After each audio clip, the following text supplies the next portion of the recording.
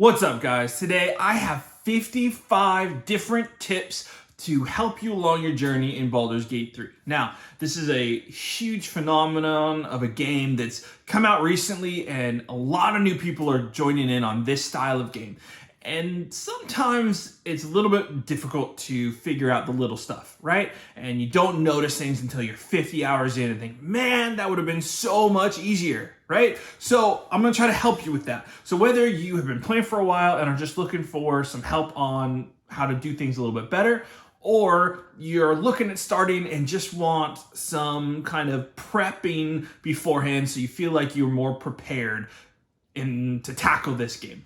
Either way, I got you covered. Okay, so I'm going to be covering this for PC bind controls, but your controller will have very similar, buttons and things that you can still do all of these things just with the remapped buttons. So if you need that, let me know, and I will look at getting those button mappings for you. Okay, let's get started.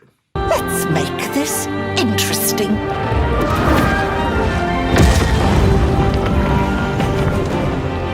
We fight, we die, and we just hope that when our time comes, there is someone else to take our place.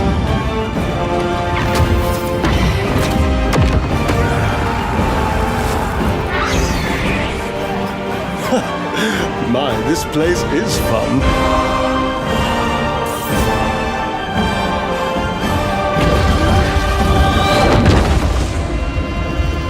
Okay, tip number one is using the key Alt. Alt will show things. See, if you, as you click it here, it brings up a grouping of things that you can't always see. Sometimes things are way hard to see. They're a little key on a desk or whatever, and you just use the Alt key, it highlights it, it makes it very easy to just click on it and notice. However, I'm going to pair that with noticing that Alt doesn't show you everything.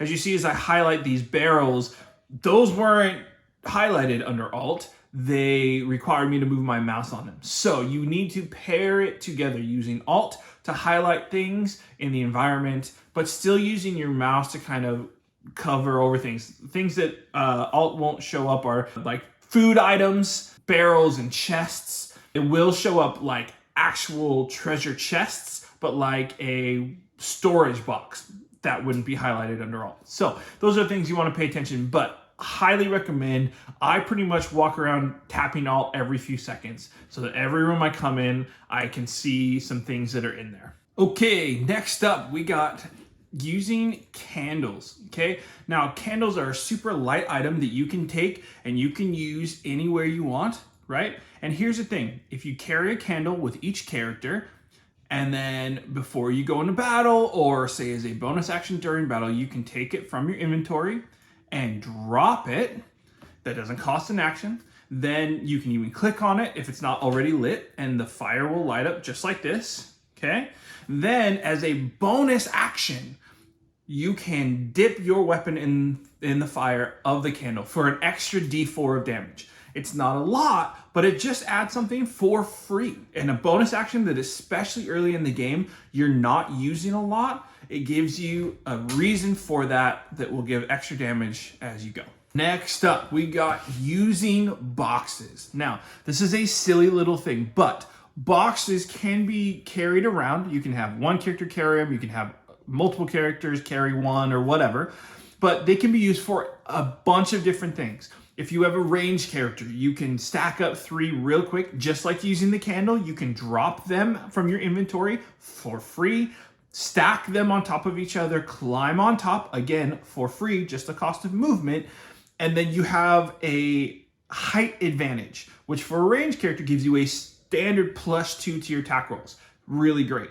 They also, as you can see here, can be used for utility. You climb on them, and then you can jump to reach a higher place. It's really simple, really easy to overlook, but it's a really great trick. Okay, next up, this is a really easy one to miss.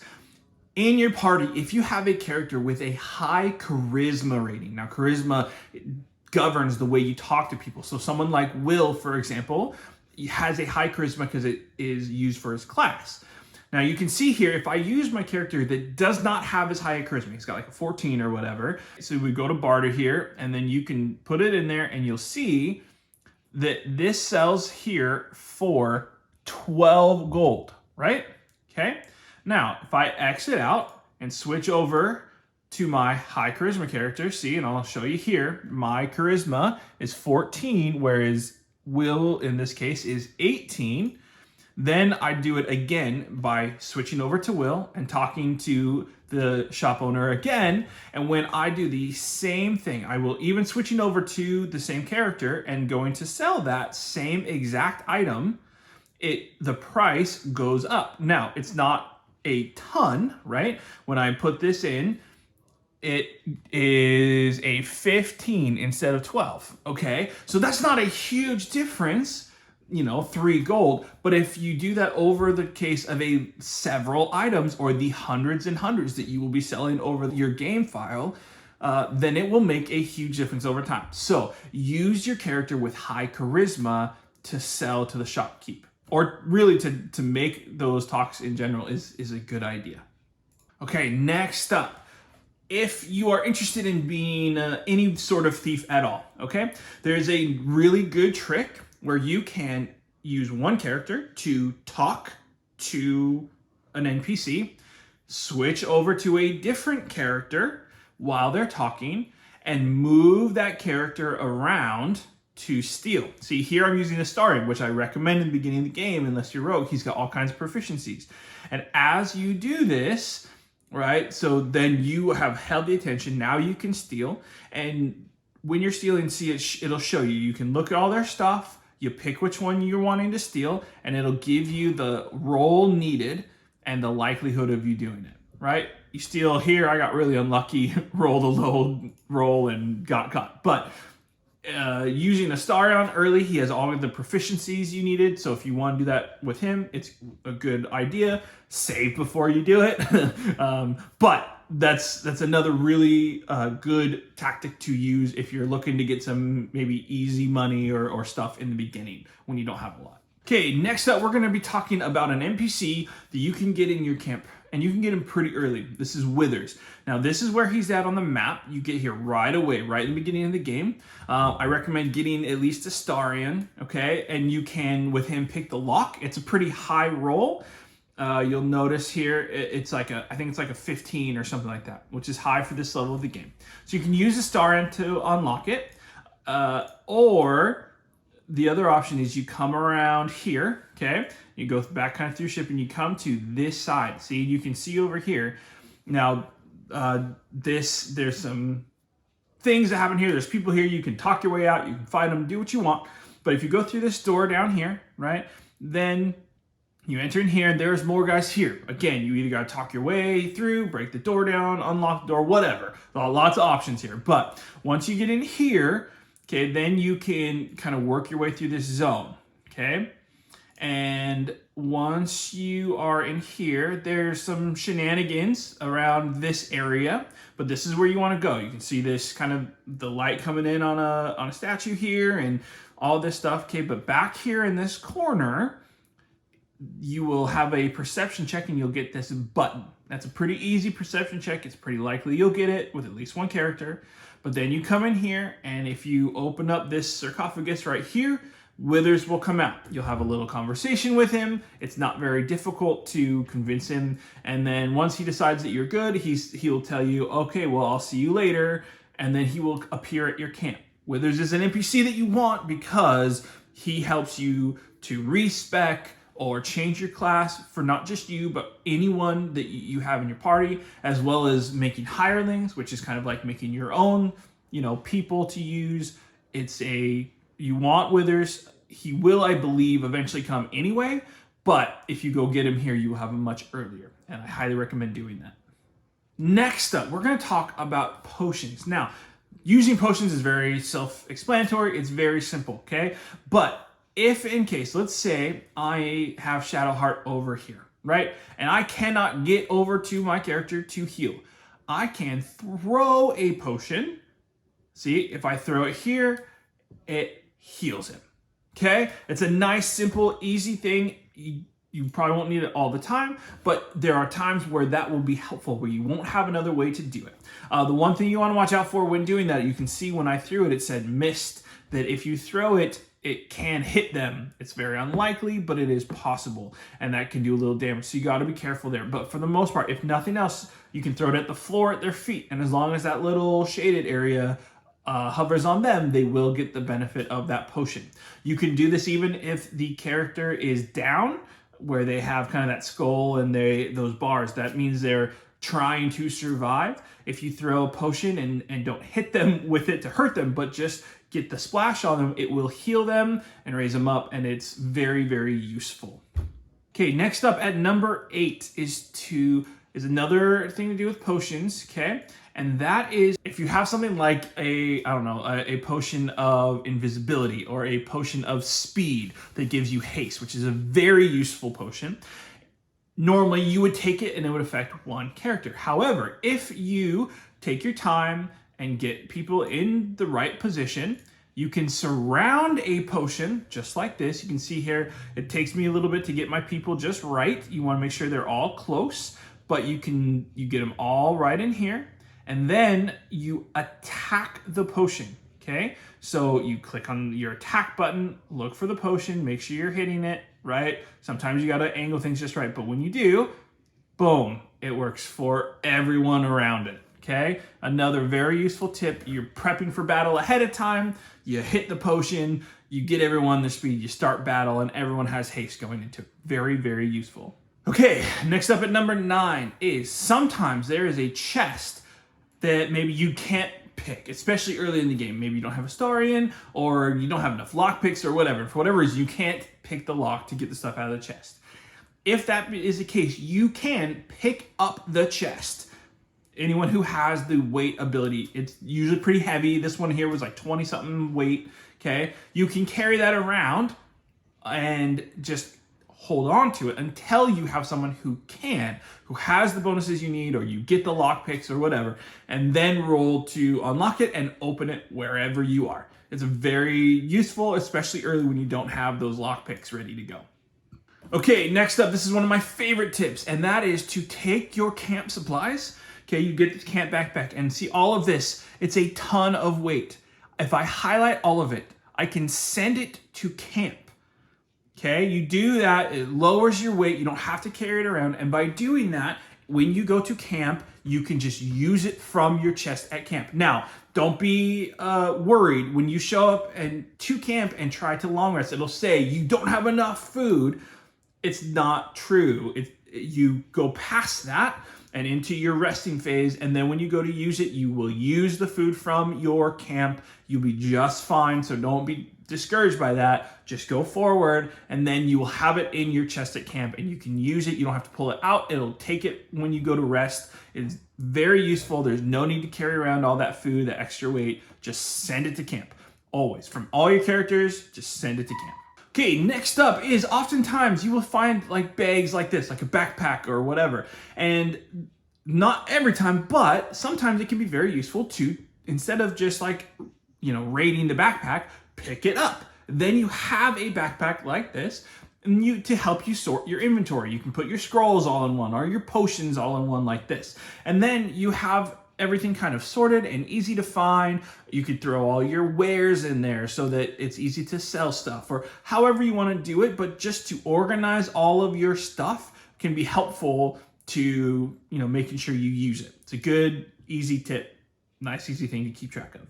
Okay, next up at number 12 is using Tab. Tab opens up your party menu. From here, you can sort inventory. You can trade around inventory. You can look at character screens. You can look at who has what attributes, who can wear what armor. You can equip people from here. You can move armor from one person to the other and equip them. You can make sure everyone has equal potions, all sorts of things. But using Tab makes things all at a glance, just like this. You can do the sort from the top corner for everyone. It is a very, very useful tool. I use it all the time, and I highly recommend using it. Use Tab to take care of your whole party's inventory. Okay, next up at 13 is using Sneak and Surprise Attack. Okay, when you sneak and you are not detected and you attack, you get advantage. Advantage is one of the most important things in Baldur's Gate 3. What that means is you roll 2 dice instead of 1 and you take the higher of the 2. It drastically improves the chances of landing an attack. By doing sneak attacks, you up your chances of getting that first hit to land, and if you do so successfully, you will surprise the enemies, and when they get surprised, they essentially skip their turn. So you get the first attack for free, then all of your party gets to go before the other person even has an opportunity. If they have a lower initiative, then you will get to, effectively, a lot of your people will go twice before they even get to move. It is highly, highly advantageous to do it that way. If you can start off encounters with a sneak attack, you will drastically improve your successes in battle. Okay, next up at number 14 is sometimes when you're going to do that sneak attack, right? If you just push C, you will only hide the character you are controlling. If you want to sneak with everyone, you hold Shift and push C. Okay, then that will hide everyone. That much easier. There is a button you can click, but it's kind of cumbersome. So just hold Shift, push C, everyone's in sneak, and you're ready to go. All right, next up is, while we're talking about that, is using grouping, okay? You can ungroup everyone by pushing G, which will effectively separate everyone so you can move them on their own. Well, that's how I did the potion thing, where I changed each person and moved them without everyone trying to move with them. Okay, you can do that and set up for attacks. There's all kinds of options with that, but to group, you push G and it will separate everyone out. And then if you push G again, it will bring them all back together. You can move characters around by their faces to kind of connect them with certain people. So you can go 2 by 2, 3 and 1, however you want to do it. But grouping is something that is very useful in this game. And G is an easy way to do it, to just full group and ungroup your characters. Speaking of grouping, sometimes if you're having a conversation and you can tell it's going bad, you know you're going to fight, or maybe you just don't like this guy and you know you're going to attack, you can talk to them with one person and then separate out, ungroup your people, move other characters around so that they are ready for battle. This makes prepping easy, then everyone's ready, and then when either you can sneak attack with one of them or you start the attack in conversation, but everyone is in a good position to start. And then you have a advantage starting the battle. It's a good move. So I highly recommend doing that. Okay, next up at number 17 is just using Shift by itself. If you hold Shift, you will be able to see what the vision cones are for everyone else around you. So when I'm here, right, and I want to steal, then before I do that, I need to make sure I'm not being spotted. And so if I just hold down the Shift key, then you'll see the vision cones here will come in and I can see who is seeing what. And if I'm not in the red, then I'm clear. Just by holding Shift, you can see what everyone else's vision is. And by doing that, then you can set yourself up. If you're trying to sneak attack or whatever, you can tell where the enemy is looking without sneaking, so that you don't get caught and get yourself in trouble or something like that. Okay, next up, we're gonna talk about grease. I highly recommend you just grease everything, especially when you're in battle. If you want to prep for battle or just in the fight, if you get grease bottles all the time, there's a spell for casting grease. Essentially what it does is it makes the ground slippery and flammable. And so like right here, if I take it and I throw it on the stairs or near the entry, okay, then if I start the battle, right, then when they come out, they might slip on that and then they're prone. Or if they slip on there and they group, then I can cast like fire on there or dip in candle, like I said before, and attack that with a fire weapon.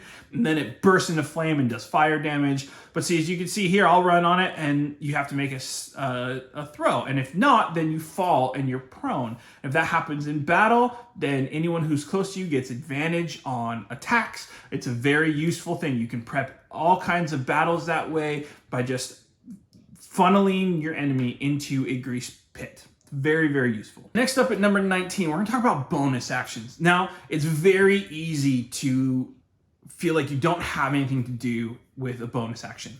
There's lots of options, but they're somewhat situational. And so especially in the beginning of the game, you're not always going to have something to do with your bonus action. But some things to keep in mind are using coatings. There's accuracy oil, or there's poisons, or different coatings you can put on your weapon that'll help you do more damage, right? Like I talked about before, dipping into the candle for the fire damage. There's, if you have someone with like a ranger with Hunter's Mark, make sure you have that cast on someone all the time. If you have a warlock, you can have Hex, or some of these kind of bonus action things that add damage when you attack. Those are really good things. You can also do like a jump. If you're just gonna move, or you're trying to get in range, think about jumping, because you can get farther with one move if you include a jump than just a straight run. You can shove. I often do this. You're attacking, you can just shove someone to see if you can get them away or knock them off a cliff, which does extra damage. Anything like that. So those are the kind of things you want to be keeping in mind as you do bonus action. If you have a healer and they have healing word, that's a bonus action. So keep your thoughts on that kind of thing, making sure your melee characters have something on their weapon, have accuracy or a poison or fire or something to do extra damage, and that is a bonus action. Using potions is also a bonus action. So if you're a little damaged, you want to take a quick potion, do your attacks first, then use it. That's a bonus action. So I just kind of wanted to help out with how that economy works. Okay, next up at number 20, I want to talk about using inspiration. Now you can see how many things of inspiration you have right here in your character screen. See right here, I have 4. Now 4 is the maximum you can get. If you get more inspiration beyond that, it will just turn to experience, and not a lot. So it's not really worth that unless you just haven't had an opportunity. So the way that this works is when you make a roll for some reason, say in this conversation here, okay? I'm making a conversation and insight check comes up, I roll and I don't get it. I get a low roll, I don't pass a check. And I think, you know what? I really want to pass this check. I want to try again. Then you'll get this prompt here that says use insight, roll again. And so I can click on that, and and then it will re-roll the same stuff I had, but it will just essentially try again. Maybe I forgot to use guidance the first time, so you put it on this time. Then I get a good roll, now I've passed it. Okay, that's how guidance works. And so I really recommend, I always like to keep 1 or 2 on me so that if I have an important discussion, I have that option. But if I have 3 or 4 and I'm thinking, I kind of want to pass this, just use it, because otherwise they will go to waste when you get them, right? You can only have 4. So use your inspiration. Okay, next up at 21 is using shields. Now, this is somewhat maybe less explanatory, but see here, right now, Shadowheart has a 14 AC, which is how hard it is to hit you. And by equipping a shield, she jumps up to 16, okay? So it's just an easy +2 to your AC. And again, your AC governs how hard it is for the enemy to hit you. The higher, the better, right? Now, here you can look at, if you go into your character screen, you can look at their proficiencies with armor. And see right here, you can see that I am proficient with shields, okay? Now, on each character, you can check. And as long as they are proficient with shields, then they can use them. So even if it's not a melee fighter, see, so like Astarion is not. So if I equipped him with a shield, that would not be good. He couldn't do all of his stuff. But Gale, for example, is a mage, but if you equip him with a shield, he is actually proficient with them, then it just bumps up his AC for free. Doesn't hurt him. There's no problem there other than maybe it looking funny that he has a shield when he's a mage, but it just makes him harder to hit, and that is useful and very easy, simple thing to do. So use your shields. Okay, next up, I'm going to talk about a topic that I think a lot of people don't fully understand, and that is concentration. Okay, so if I look here at the spell list from Shadowheart, you can see right here, Bless has the concentration tag on it. Okay, and what that means is you can only have 1 spell of concentration at a time, because essentially this character has to keep their mind on it, right? And so you can't then cast a different spell like Shield of Faith that also needs concentration. It would cancel out the other spell. So if I use Bless and then put on Shield of Faith, the Bless would disappear even if it hadn't ran its course yet. Okay, all these other spells that don't use concentration, they will not cancel that. You are free to use them, you go ahead. But concentration requires one at a time. The other thing is, when you are using a spell that has concentration, if that character gets hit, attacked by the enemy, and the attack lands, they will have to make a saving throw, a Constitution saving throw. Okay? Constitution saving throw basically means they roll the dice with their Constitution modifier, +2 for every 2 above, or +1 for every 2 above 10, right? So in this case, Shadowheart has a +2. Okay, so she would roll her Constitution save, and if she passes, then she will continue to concentrate on that spell. It will keep working. But if they fail that roll, then they will lose their concentration, and then that spell will end. Okay, so what that means is that you need to pay attention. Like, if your Bless is all of a sudden not working and you don't know why, more than likely that means either you got hit and they failed your throw, or you used a different spell that required concentration. Okay, so that's how that works. So you want to be prepared. There's not a lot of point in having a ton of spells that require concentration unless you know they're for certain situations that you're only going to use one or the other. Okay, next up is just going to kind of couple up with that. I talked about this in the concentration part, and that is Bless.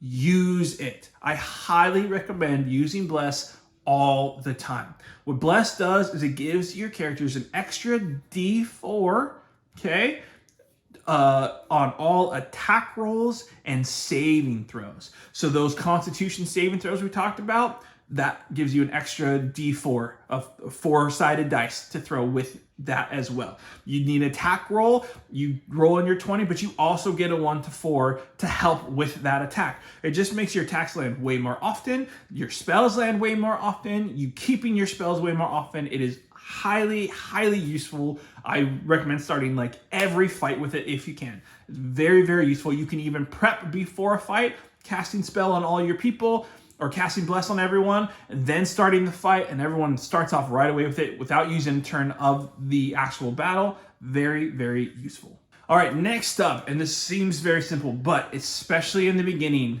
pick up everything. You can always drop stuff later, but you can make things into your wares. You can sell stuff, you can give it away, you can whatever, but just pick everything up. Loot everything, get all of the food, send it to your camp like we talked about before. Just get everything. If you get too overloaded, you can send it to your camp because you can get that later. Okay, so just don't stop looting. Loot everything. That is part of this game. It's an important part.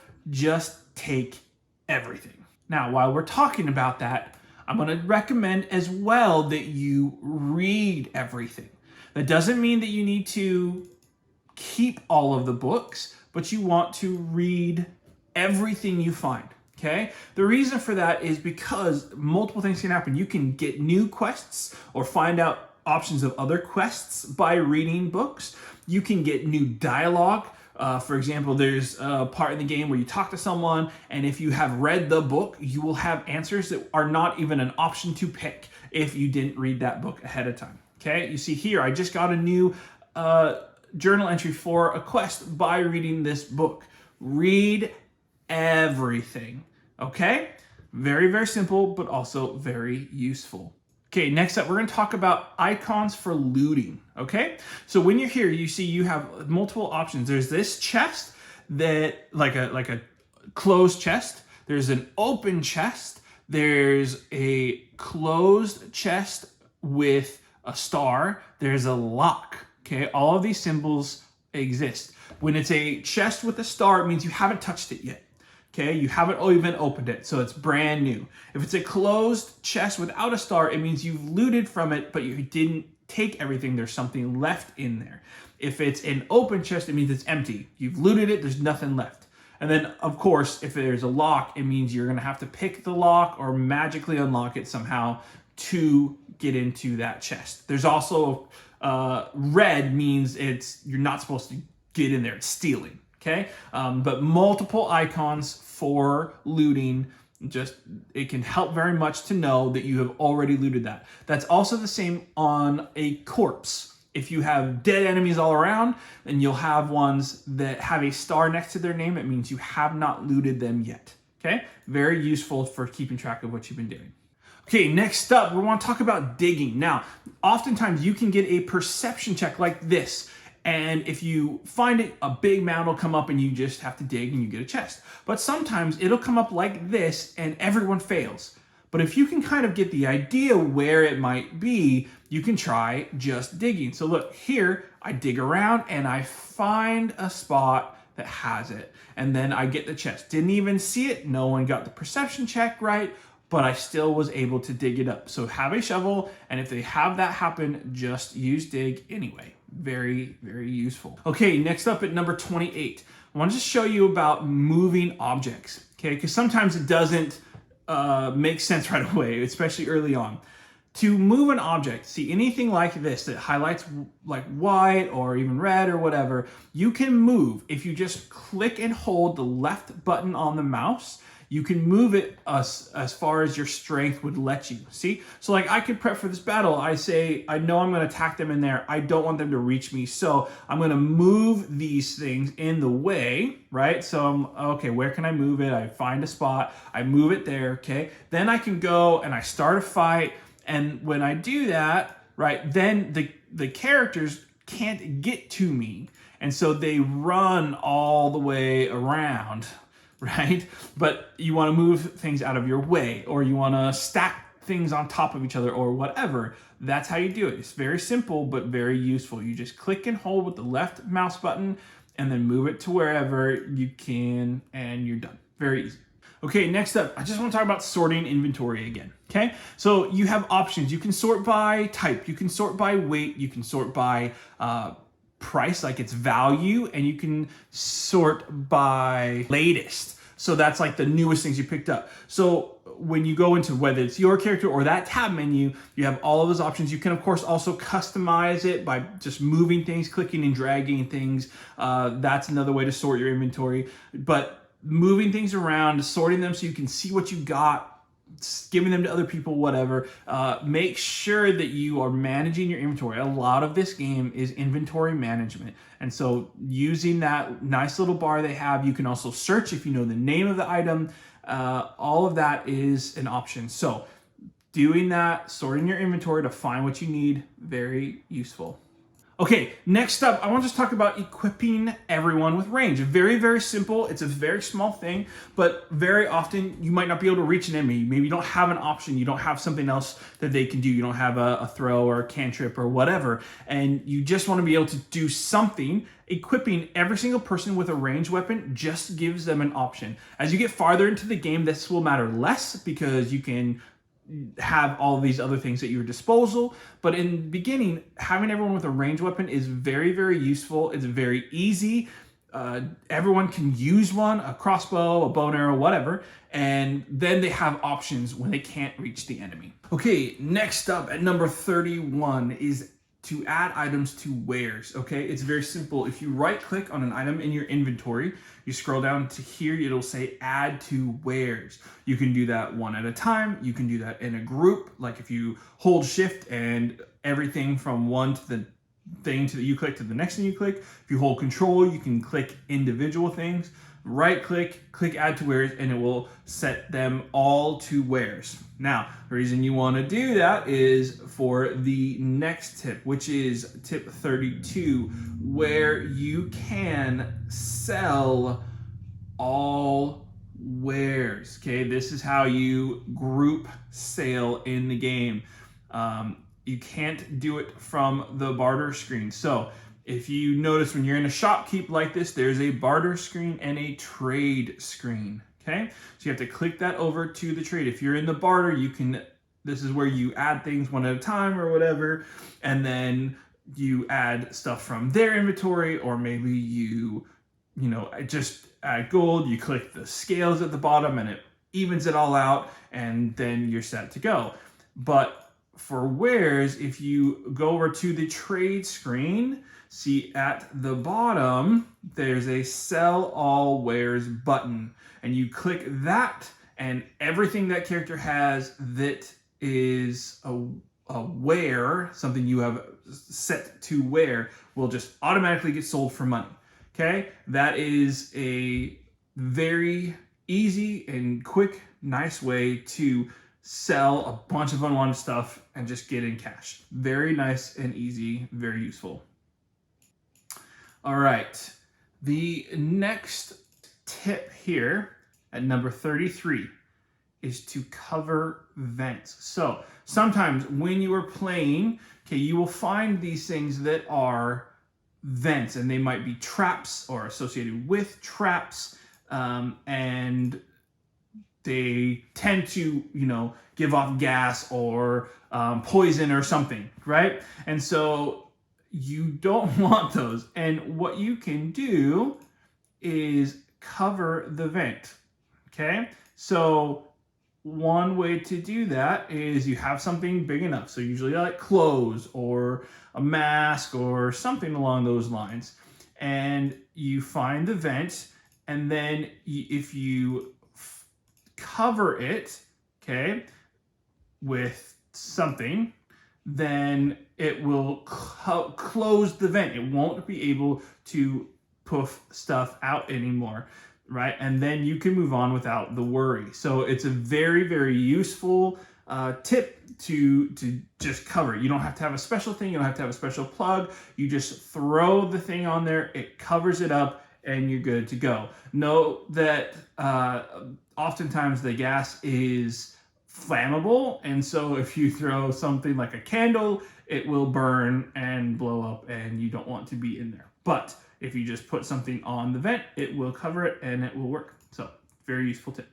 Okay, next tip I want to cover with you is canceling out of an action. Sometimes it's very easy to see. You click on something else, it's done. But it took me annoyingly long to figure this one out, where if you click, say, jump or something, and you don't want to do it, and you don't see a way, you can't like click it again to stop. You can't, you don't see anything at the bottom to click an X. There's nothing to do. If you click over here to Action tab, then you will see action at the bottom with the X. You click the X and it will cancel that action, okay?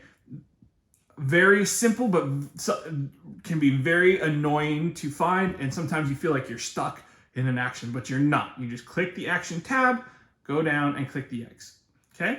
Okay, next up at number 35 is to go to camp without resting. So say I'm here, right? And for whatever reason, I need to go to camp. I forgot something. I left something in a chest that I wanted to sell. I wanted to talk to someone. I want to respec, whatever it is. I can go to camp from this menu. I don't have to rest once I'm here, right? You can show up, you can talk to people, get your things, and leave camp. And it's as if you didn't even rest. It's as if nothing happened. You go do your thing, you get your stuff, and then you can go here and leave camp. You will go right back to where you were, and you are fine. Everything's good. So just in those rare cases you feel like, oh, I don't need to rest, but I want those things, you can just go to camp. Next thing I want to talk to you about is using a cantrip like Firebolt or something similar to blow up traps. Okay, for example, like we talked about poison fumes, or there might be like explosive traps on the ground. If you hit it with Firebolt, it will ignite and explode the trap. So if you see it, even like maybe it's something like that's very obvious on the ground, but your characters haven't perceived it as a trap, even then, if you use Firebolt and hit the trap, it will ignite it and explode, causing it to go away. So you can just use that, explode the traps, and clear the way for your characters without taking any damage. Very useful thing to do. Okay, next tip is number 37, and that is to use turn-based mode. So what's important about this is, say you want to sneak in here, right, and get the drop on this character, but they keep moving. They move back and forth over and over. If I enter turn-based mode like this, it stops everything as if we were in a turn of combat. So then you can click through your characters, see there's my characters up here, and then like the environment. That's when everything will take their move.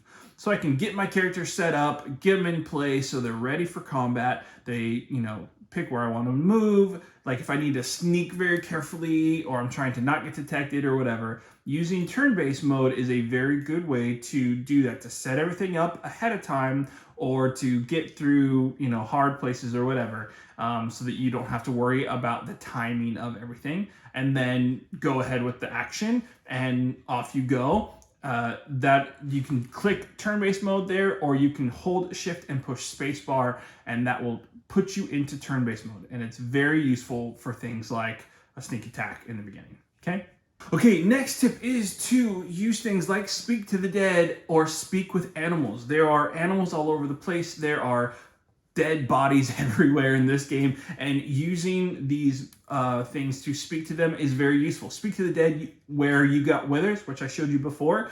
If you get an amulet there that allows you to speak to the dead, so you can do that anytime you want. Speak with animals. There are tons of scrolls or potions that you can do. You can make your own potions. You can also, characters can get this pretty easily. You can get it as a ritual. There's all kinds of options. But you speak to animals or the dead, and it will give you new quests. It will give you new dialogue. It can give you options. Especially if you speak to dead you didn't kill, you just found. They might have something for you. Speaking to animals might give you insight on something around the area. Very useful, very cool. It gives some very unique dialogue, so highly recommend using that. Okay, my next tip is to rest often. Okay, this is your rest menu, and you have 2 short rests for every long rest. There are some moves that can kind of add something like that as well, but short rests will give you half of your health back. So if you have 32, you'll get 16 back. If you have 35, you will get 17 back because it's rounded down. Okay, but you get half your health back, and then there are moves that are like this second wind that you get back after a short rest. So if you use it after combat, you short rest, you get it back. Okay, so using short rest is very, very important. Usually, unless it was a very simple encounter, you do a fight, you short rest, a fight, you short rest, a fight, you long rest. Very kind of basic program. If it's a very tough fight, you might use both short rests. If very tough and you've used all of your magic, like mages or clerics, their magic spells don't come back without a long rest. So then you want to use that. Don't be afraid to use your rest. It's very important. It's very useful. It is a mechanic in the game. It doesn't hurt anything. Short rests in particular don't take long. It's a quick little snap and you got it. And long rests also help move the story forward. You get new stories with your characters, new dialogue, new things. So don't be afraid. Don't try to go as far as you can without it. Just use the rest. It's important. It's part of the game. Just do it. Okay? To continue with that, though, number 40 is to understand the one thing about long rests is that you are ending the day. So in most cases, that's not going to matter. But if, say, you are in a quest and you are deciding whether this character gets thrown in jail or dead or gets away, and you think, oh, it might be a battle, and you do a long rest, that situation might already be done when you come back because you waited a whole day, okay? So most of the time, long rests are fine. They're not going to do anything. They're not going to harm anything. But if you are in the middle of a quest that has some sort of time-sensitive element to it, it will move time forward and you might miss things. So while I said rest often, I still mean that. Do rest often. Don't be afraid of those long rests, but just don't do it right in the middle of a time-sensitive quest, okay? That might do things that you don't want. So, moving on, though, to number 41 is to use guidance. Okay, so guidance is a cantrip, meaning it doesn't take a spell slot. They can use it as often as they want. It's when you're in a thing like this, okay, you're gonna try to pick a lock. It's just an option. You click it, you get an extra D4, and it can help you get those speak checks or lock picking or whatever that you're trying to do, because it just adds another 4-sided dice to give you a 1 to 4 addition to that number you're going for. Use it all the time. There's no harm in using it. It doesn't hurt anything. It's one of the best cantrips in the game for utility purposes anyway. So highly, highly recommend use guidance and use it often. Okay, number 42 is shifting inventory between your characters mid-battle. Okay, so remember I talked about like the boxes. You can, for example, have your boxes split up so that not one person is carrying all the weight. And when you get to a part of the battle, you want your ranged person to get some height. You can go into your tab menu, take the boxes from your other character, shift them to your ranged character, let them drop them and get on top and use them. Done. If you have a scroll you want someone to use and it's not their turn, if you hit tab, you can pull that scroll from another character, put it on yours, and use it right then. It's very simple. It's an easy thing, but it's very easy to overlook. So when you're in battle, you need something that that character doesn't have, but one of the others does. Just hit tab, move it over, and you got it. Okay, number 43 is to prep for your attack. Okay, we've kind of talked about this over some of the tips, but to kind of bring them all into one, before you battle, it's important and very useful to prep yourself for that attack. Use the speed potion, use invisibility, get into sneak and try to get a sneak attack. Move your characters around so that they are in place and ready for battle. Do all that kind of stuff. So a big part of this game is being in an advantageous setup before you ever begin battle. You don't want to funnel them through things. So throwing that grease on the stairs or moving your characters to high positions or whatever, but getting yourself set up before the attack will be very beneficial, and you will see a lot of good things come from that. So take your time, prep before you fight. Okay, this next tip is a little different, but sometimes, you're running around and you're maybe getting tired of clicking, or you're moving the camera a lot and it's kind of annoying. But if you hold down left click, your character, the camera will center on your character, and then it will just follow you as you move around. Okay, now you can still swing the camera kind of back and forth, but it won't move all the way around. And then it's just a little more cinematic, very easy to follow. It's a very easy thing and simple, but sometimes you just want to move for a while and you're holding it down like that is very nice. So just another tip you can do if you want. Okay, tip number 45 is about Karmic Dice. If you've done any research on this game, you've probably heard this term. Now, Karmic Dice starts automatically turned on. Okay, and what Karmic Dice essentially does is it tries to keep streaks from happening one way or the other. So high rolls, low rolls, whatever. So the thought behind that is to try and keep you from having a bad time. If you get a bunch of low rolls in a row and you're not getting attacks or you're not getting things, you can get upset. And so they turn this on to prevent that. However, it's been tested over many, many playthroughs from different people that if you have that on, you actually are statistically more likely to get more bad rolls than if you just have it on normal. Take off the Karmic Dice. So I highly recommend you go into options and you click off the Karmic Dice. I think you will find that a way better way to play. Okay, tip number 46 is to use the grave key to highlight people. See, now you can see like right here, there's these goblins down here and they can kind of disappear, but look at this. It'll even highlight behind buildings. See, this one is back there. I never see him, but by clicking the grave key, which is this thing right here, I know I had no idea what it was called either, but that's the grave key. And if you click that, it will highlight all people, including yours, for you to see where they are before you start battle. Very, very useful. Okay, next tip is sometimes when you're running around, your characters might get a perception check or something and they'll see a trap and you're trying to stop, but you can't seem to do it because they're just moving so fast. If you right click while you're running, it will automatically stop everyone. Okay, all 4 of your characters, all of them will just stop right in their tracks. So very useful if you run around and you see something, maybe you see the enemies are ahead or whatever, and you want to stop. If you just click right button, the right click on the mouse, you don't have to worry about it. Everyone will stop, and you can figure out what you're doing from there. Very simple but useful thing to know.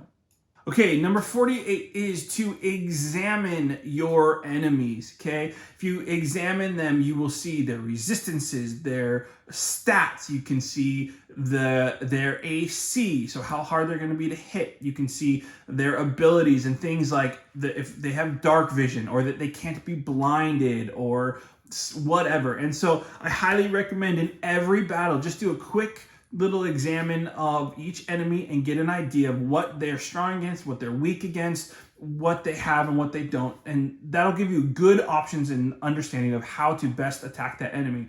For example, if they have a red arrow, that means they'll take double damage from whatever that thing is. So if they take double damage from bludgeoning, then using a club or a mace will actually do more damage, even if your sword says it does more, because it's a different kind of damage. So examine them all the time. Also, you can examine virtually everything out there, doors, chests, whatever, and it'll give you the kind of basic understanding of that thing. So highly recommend, use this often, examine enemies, stuff that you're looking at, and get an idea for what you're taking on.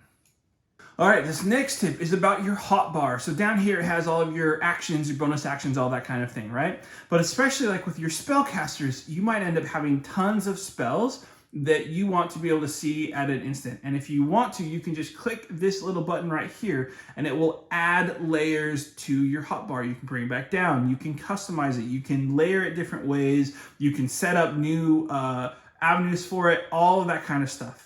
Okay, and that will give you more options with your hotbar. Okay, tip number 50 is using the F key to switch between ranged and melee weapons, okay? Now, you can do this freely. If you have them equipped, you can switch over to your ranged weapon and fire, and then switch right back to your melee. So if they come over, you have it ready to, have a reaction attack or whatever. So just clicking F will switch between those two. It's a very useful small thing, but I use it all the time. As part of that, if you say have both, if you switch to a ranged weapon, attack or do whatever, before you end your turn, I recommend switch over to your melee weapon, because then if someone tries to run past you or runs away from you, then you have the option for a reaction to attack them for free. So that's part of why you want to have all characters with both kinds of weapons. You can freely switch. It is not free if you take it from your inventory and equip it. That will use an action. So having both equipped and clicking F is very, very useful. Okay, this next one gave me quite a bit of trouble until I finally started doing this. And what I mean what I'm talking about here is emptying the inventory of your party member before you dismiss them. So for example, if I'm gonna put back a star in and grab Gale or whatever, okay, then I want to look at his inventory and say, I want those potions. Maybe I want the lock picking or the scroll of revivify or whatever. Take it out of his inventory, because once you get rid of him, once you tell him to stay at camp, in order to get his stuff, you have to bring him back into your party, take his stuff, then put him back. So if you don't do this, you get Gale instead, then you realize, I wanted his potions. You have to put Gale back in camp, get Astarion back in, get his potions, put him back, then get Gale back in. It's a major pain. Much, much simpler if you just make sure you take the stuff you want from them before you dismiss them to the camp. Okay, this next tip is maybe seems self-explanatory, but I want you to know that you get experience even if you don't fight. Little things, accomplishing tasks, social experience. By talking your way out of a battle, you are not going to lose on that experience. If there's a possible battle and you talk your way out, the game will reward you with experience as if you had fought them. You're not losing out on the XP by having a high charisma and talking your way out of things. If you'd rather fight, that's up to you, but you're not going to lose out on experience. So don't be afraid of talking your way out. You get social experience.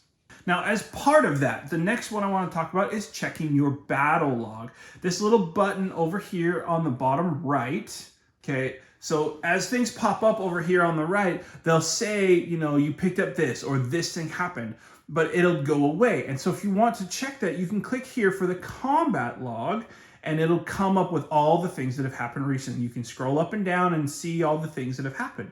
Now, this is useful. Say you didn't know if you got experience from something, you can click on the combat log and it will tell you if you got XP. If you picked something up and then it went away and you're like, oh, what did I get? You can search through your inventory, or you just click on the combat log and it will tell you right there. Somebody did an attack that you thought was really cool and you want to know if you can do that too. Click on the combat log and it will tell you what kind of attack they use, and then you can try to figure out how to get that. So using the combat log can be very useful depending on the situation. Okay, this next one is maybe one of my favorites, and that is that this game has a physics engine, okay? And so when you're throwing things, you can do damage, but if you throw something from up high, it has not only the damage from the throw, but from the velocity it gains by falling however far. So if you are super high up and you throw something with any kind of weight to it, the heavier it is, the more damage it'll do, but it picks up speed and will do extra damage, meaning it can do a ton of damage by throwing things from a high place. Very easy to exploit in the right situation, and it can do a lot of damage, a lot of good, and highly recommend it. It's also super fun and hilarious to watch things just get battered by you throwing whatever you have in your inventory at them. It's super fun. Okay, we are at the last one. If you made it this far, thank you so much for watching. It's a lot of work, so make sure you hit that like button, make sure you subscribe, hit that bell notification, all those things, and comment down below if there's anything I missed, or you're having trouble with anything, or have any questions. I will be sure to get back to you and help you out on that. Maybe make a video if there's enough of you that need that. Let me know what you're looking at, and I will do my best to help you. Okay, so the last tip I have for you, number 55 today, is experiment. Try stuff out. Don't be afraid to be a bit of a save scum. Save your game, try something out. It doesn't work, reload it and try something else. Don't just stick with something because basic attacking is what you know. Try something. Try a build. If you don't like the way your character works, you can respec him with withers. Very easy, very cheaply. Try something different. You try a certain attack. Try magic to see if you can couple things together.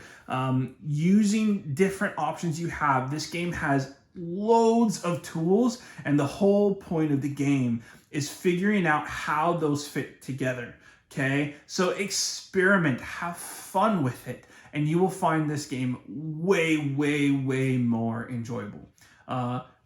That's it for me.